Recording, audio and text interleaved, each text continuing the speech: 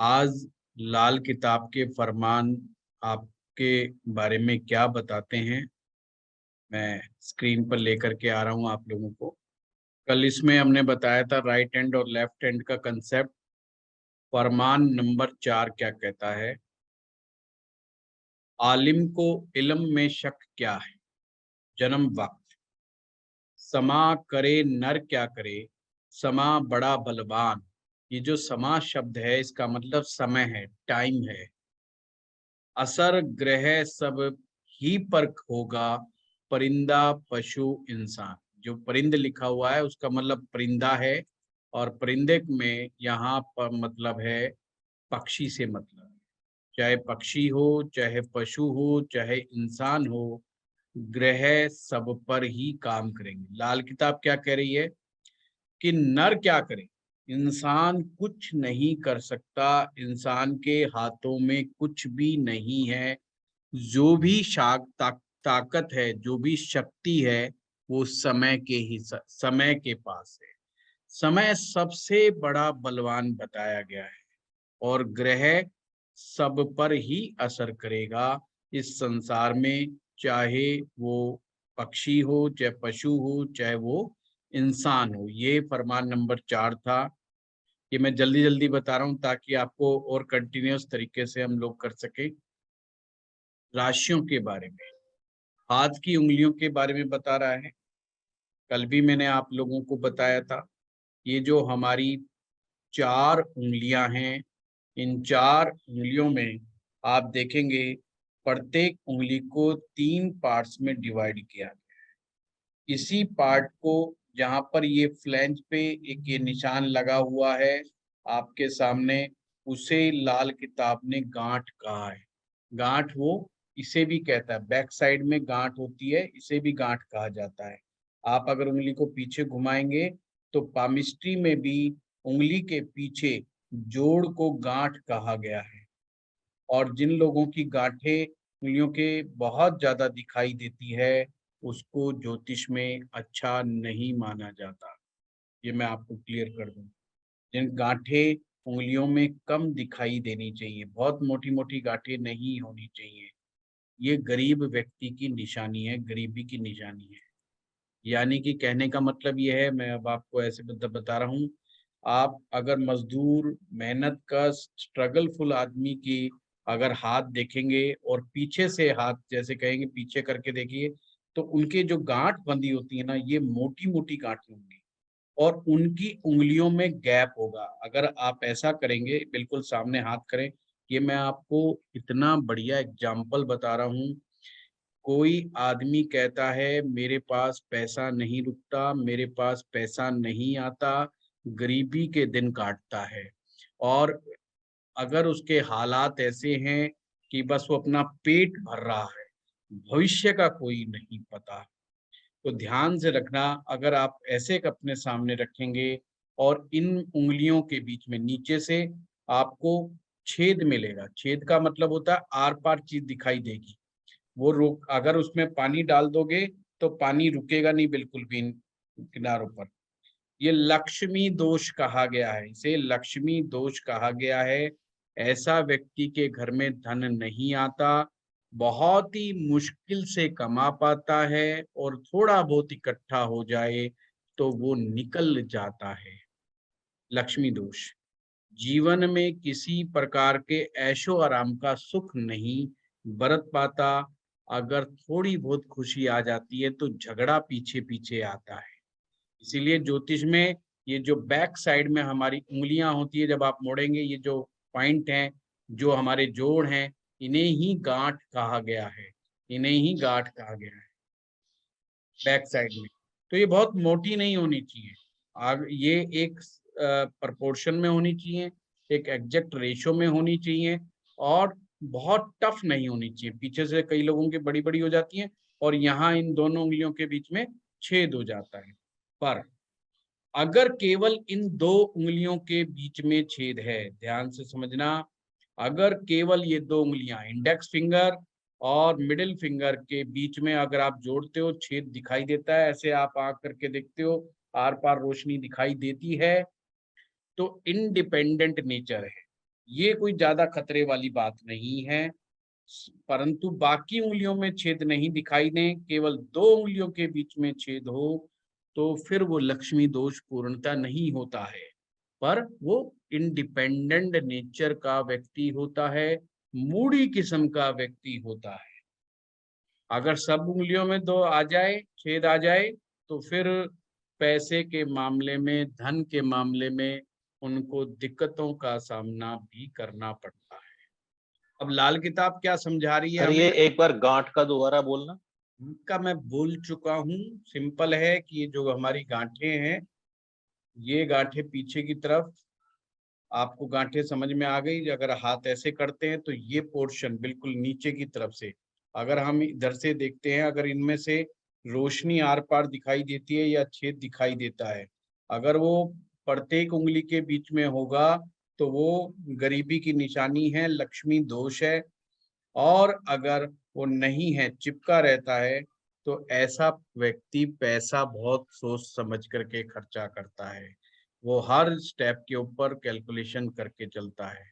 अगर केवल दोनों उंगलियों के बीच में है, तो केवल इंडिपेंडेंट नेचर है, अपना मूडी बिहेवियर है, पर पैसा वो बचा लेता है। तो इस चीज को हमें समझना। अब गांठ के बारे में अब हम आगे से देखते हैं। मैं एक फर्स्ट उंगली कर रहा हूं। अगर फर्स्ट ये टॉप से देखिए, इंडेक्स फिंगर का टॉप और उसके नीचे पहला कट, जहां पे पीछे की साइड गांठ बंधी हुई थी, उसी के इधर ये जो लाइन लगी हुई है, इसको कह रहा हूं मैं। आपको थोड़ा बना के दिखा दूं, वो थोड़ा समझ आ जाए। बहुत आसान आसान टिप्स बता रहा हूं आप लोगों को, बहुत इजीली आप चीजों को समझ पाएंगे। अगर आप किसी मजदूर की कुंडली देखेंगे तो कंफ्यूज बहुत हो सकते हैं। ये जैसे उंगली होती है, उंगली के 3 पोर्शन हैं, 1 2 3।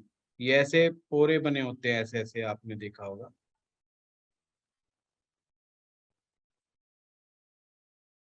ये हर उंगली में 3 पार्ट्स होते हैं, first part, second part, third part. हर पार्ट एक राशि को दिखाता है। हर पार्ट एक राशि को दिखाता है। हर पार्ट एक राशि को दिखाता है। इस प्रकार से 4 उंगलियों में 12 राशियां होती हैं। ये 4 उंगलियां, एक उंगली में 3 राशियां, एक उंगली में 3 राशियां हैं। तो इस प्रकार से 4 उंगलियां हो गई, तो 12 राशियां हैं। और हर राशि यानी हर ओरे का साइज इक्वल टू 2 आवर्स, 24 घंटे का, दिन और रात। 12 राशियां, टोटल 24 घंटे एक दिन के। इस तरह से लाल किताब ने अपना डिसाइड किया हुआ है। हमारे हाथ में 12 राशियां हैं, तो लाल किताब खुद ही लिखेगी आगे चल करके कि किस उंगली में कौन सी राशि, और राशियों की कैलकुलेशंस किस प्रकार से है। चले देखते हैं क्या लिखता है।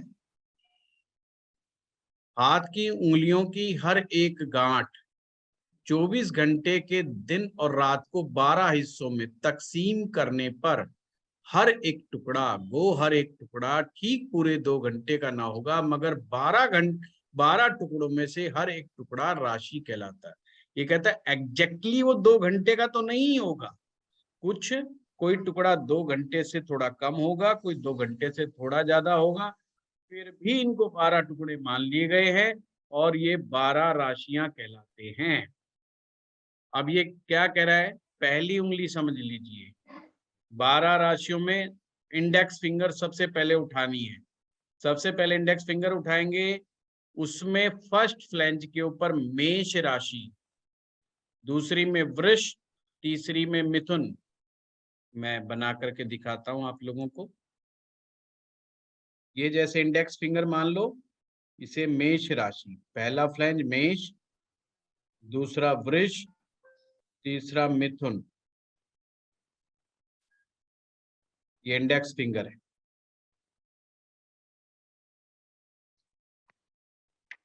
इस तरीके से राशियां लिखनी है। जहां मैंने नंबर 1 लिखा है, ये टॉप से लेकर के फर्स्ट लाइन तक मेष राशि। हाँ, ये गुरुजी ये मेष राइट हैंड राशि। की बात करेंगे हम लोग। कोई सा भी हाथ ले लो, कोई दिक्कत अच्छा, दोनों के लिए कॉमन हो। हर एक में कॉमन नहीं। तो आगे से कोई भी पूछे या समझ आना के लिए पहली उंगली पकड़ लेना। पहली का जो टॉप है वहां से मेष राशि शुरू होगी, इंडेक्स फिंगर का जो टॉप है वहां से मेष राशि शुरू होगी। दूसरा वृष है, तीसरा मिथुन है। ये राशियों को तो आप लोग जानते ही हैं। पहले नंबर की राशि मेष राशि, दूसरे नंबर की राशि वृष राशि, तीसरे नंबर की राशि मिथुन राशि। अब कर्क के लिए ये सेकंड छोड़ देना है, मतलब दूसरी उंगली नहीं पकड़नी है, बस गलती यही होती याद करने में। तो मिडिल फिंगर नहीं पकड़नी, बस ये उसके लिए ऐसे दबा लो, पहली उंगली दबा लो, क्योंकि मिथुन तक हमने गिन लिया, सेकंड साथ में दबा लो, बस सेकंड दबा ली। अब ये जो रिंग फिंगर बची है, इसके टॉप से शुरू हो जाओ, वो आएगी कर्क राशि, वो आएगी कर्क राशि। उससे नीचे सिंह राशि, उससे नीचे कन्या राशि। अब कन्या राशि तक हो गया, इसको नीचे कर लो, बची एक उंगली तुला राशि, 8 नंबर की वृश्चिक राशि, 9 नंबर की धनु राशि। अब बाकी सारी बंद, और मिडिल फिंगर जो बच गई थी उसको उठा लो। मकर टॉप पे, उससे नीचे कुंभ, उससे नीचे मीन। अब आपको समझ आ गया आपके हाथ में 12 राशियां कहां पर स्थापित होती हैं। इनका अब आगे चलेंगे कोर्स में, धीरे धीरे आपको इन सभी का महत्व पता चलेगा, पामिस्ट्री का महत्व पता चलेगा कि आपके हाथ में कोई निशान हो, कोई चिन्ह हो, कोई रेखा हो, कोई पॉइंट हो, कोई बिंदु हो, किसी भी तरह का निशान, सभी की अपनी इम्पोर्टेंस है। वो आपकी लाइफ की महत्वपूर्ण घटनाओं को बताता है। हाथ आपके ग्रहों की स्ट्रेंथ को बताता है। आपका हाथ आपके दिमाग के अंदर क्या चल रहा है, जो आपके दिमाग में चल रहा होगा, जो आपके दिमाग में खिचड़ी पक रही होगी, वही हाथ पे आने वाला है। अभी खिचड़ी कितने दिन तक पके तो हाथ पे आए? 7 महीना मिनिमम। अगर आप स्ट्रेस में 7 महीने तक लगातार रहते हैं, चाहे वो बात अलग है थोड़े में रहते हैं कि ज्यादा में रहते हैं, वो स्ट्रेस के लक्षण यहाँ पर आ जाएंगे। आप किसी घटना को लेके बड़े परेशान हैं, सपोज कीजिए किसी के हस्बैंड वाइफ के रिलेशन खराब चल रहे हैं, और वो रिलेशन खराबी का समय 7 महीने अप्रोक्सीमेटली चल जाता है, तो मैरिज लाइफ के ऊपर के लक्षण आपके हाथ में आ जाएंगे कि इन दोनों की आपस में बनती नहीं है, मैरिज लाइफ गड़बड़ है। ठीक है, तो ये हाथ इतनी इम्पोर्टेंट चीज है। अगर आप किसी विशेष चीज को प्राप्त करने के लिए 7 महीने से ज्यादा सोचते रहते हैं, वो चीज भी आपके हाथ में आ जाएगी कि आपकी प्रबल इच्छा उसको प्राप्त करने की है, उस बात का साइन भी आपके हाथ में आ जाएगा। तो हाथ जो है आपका अपना मिरर इमेज है। हाथ आपकी अपनी मिरर इमेज है कि आप क्या सोचते हैं, आपकी दिनचर्या क्या है, आप किस तरह से लोगों से व्यवहार करते हैं। जो हम day to day routine life में सोचते हैं, व्यवहार करते हैं, अपनी रूटीन लाइफ को जीते हैं, वो सभी की सभी हमारे हाथ में आने वाली। हस्तरेखा के अनुसार, लाल किताब में हस्तरेखा के अनुसार ये ध्यान रखना, 7 महीने तक अगर आपने कोई आदत डेवलप कर ली, वो उसे पक्का माना जाएगा। उसके कहते हैं अब ये आदत कायम हो गई, यानी हाथ में उसका निशान कायम हो जाएगा। और अगर कोई गलत निशान बना हुआ है तो गायब हो जाएगा। समझना बात को, अच्छी चीज कायम हो जाएगी, गलत चीज गायब हो जाएगी। तो इसे कायम होना कहते हैं। इसलिए 7 महीने का कंसेप्ट बेटा ये उठा। तो स्टूडेंट है वो एडमिट नहीं हो रहे, कहते ट्राई करो दोबारा। 7 महीने का समय लगा है, इसीलिए लाल किताब में कोई भी उपाय करने के लिए 43 दिन का समय लिया गया है। 4 को 3 से जोड़ेंगे तो फिर 7 आता है जोड़। ऐसे 7 का रहस्य बहुत गहरा है। हमारे ज्योतिष शास्त्र में नंबर 7 को बहुत ही स्पिरिचुअल नंबर माना गया है, बहुत ही डिवाइन नंबर माना गया है।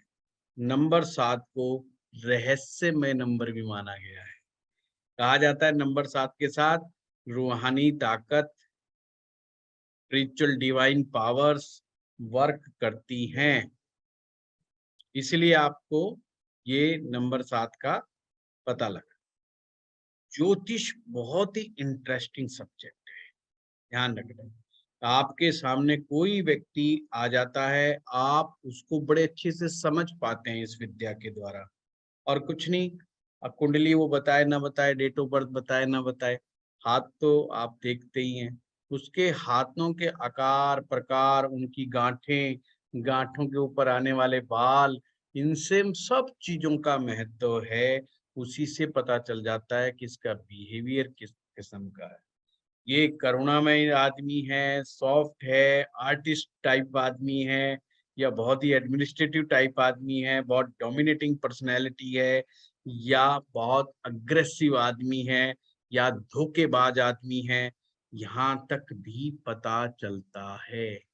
तो जैसे जैसे अब लाल किताब के फरमान आगे बढ़ते जाएंगे, आपको हस्तरेखा और वास्तु के सूत्र भी आपके सामने प्रकट होते चले जाएंगे। तो ये राशियों का 12 राशियां हाथ में किस प्रकार से होती हैं, ये इस फरमान में बताया गया है। अब आगे बढ़ते हैं हम। इनको नोट भी कर सकते हैं, समझने वाले समझ भी। ये इसमें फोटो खींच करके लगाई गई है कि किस प्रकार से हाथ की रेखाओं में किस तरीके से बनाया गया है। किसी ने फोटो खींचनी है वो खींच सकता है। सर आप ये वाली पीडीएफ भेजेंगे हमें? हाँ मैं भेजूंगा, बिल्कुल डेफिनेटली भेजूंगा। ठीक है, फिर स्क्रीनशॉट लेने को फिर ये हाँ आ चुकी है सर, ग्रुप में आ चुकी है, हाँ हाँ हाँ, वो पहले ही आ गई है। पीडीएफ कोई में दिक- आया हुआ है। हाँ पीडीएफ में आ चुकी है, उसमें आप देखना। और ये ध्यान से समझना, यहाँ पर खाने बना रखे हैं, ये पार्ट्स में खाने बना रखे हैं। ये यहाँ पर हाथ के अंदर राशियों का निशान है।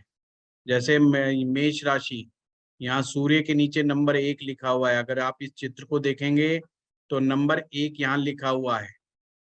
पहला खाना, ये पहला भाव है। सूर्य के नीचे का जो नंबर 1 लिखा हुआ है, दिखाई दे रहा है आप लोगों को? तो वो खाना नंबर 1 है, यानी भाव नंबर 1 है। अगर बृहस्पति पर जाएंगे तो वो खाना नंबर 2 है।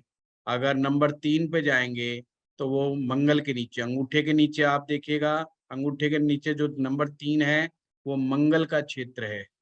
3 नंबर मंगल का क्षेत्र है। ठीक है, ये धीरे धीरे मैं आपको कराऊंगा, ये आप संभाल के रखिएगा। बहुत आसान है, मैं वैसे भी बता दूंगा, अगर पीपीटी नहीं भी रहेगी तो भी मैं बता दूंगा। ठीक है।